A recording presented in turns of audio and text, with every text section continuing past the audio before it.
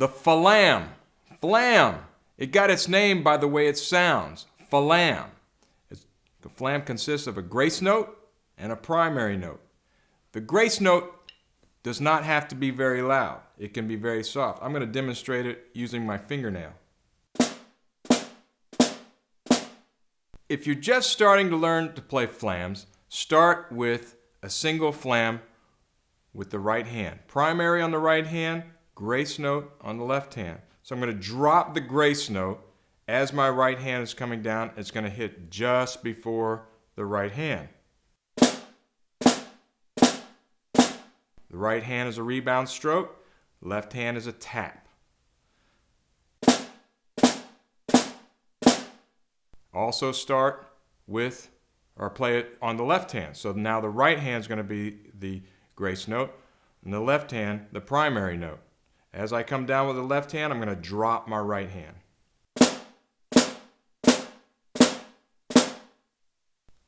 The spacing of the grace note and the primary note can vary.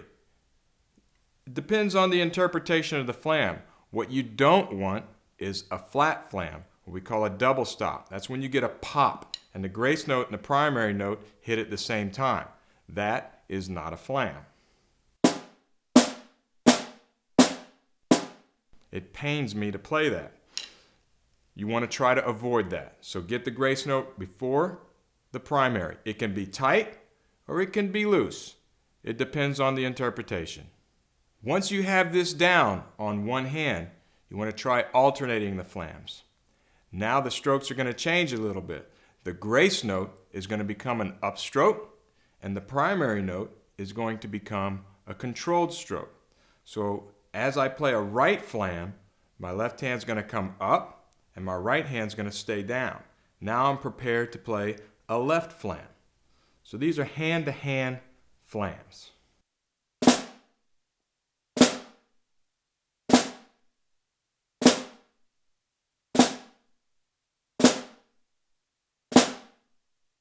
Once I have that down, I'll speed it up. It's very important to practice these slow, properly, and then you'll be able to speed them up. So I'm going to take the flam, start slow, speed up to fast, and then slow back down again. But that is the technique I'm going to use all the way through. Upstroke, controlled stroke.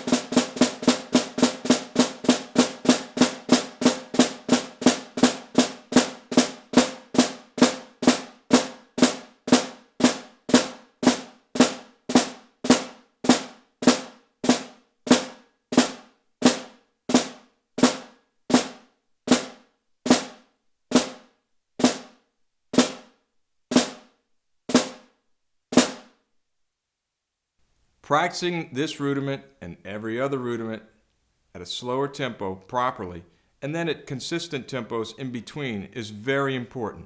That's what the play-along tracks are for. Try that first.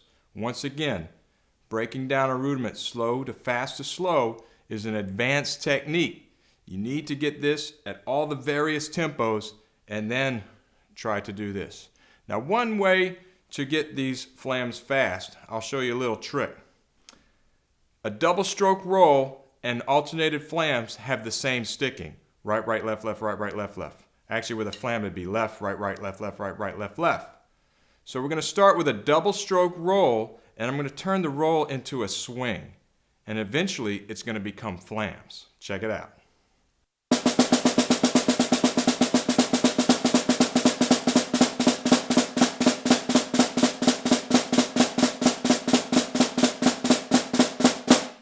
Practicing this rudiment at the faster tempo, you really have to stay relaxed and let the sticks bounce a little more.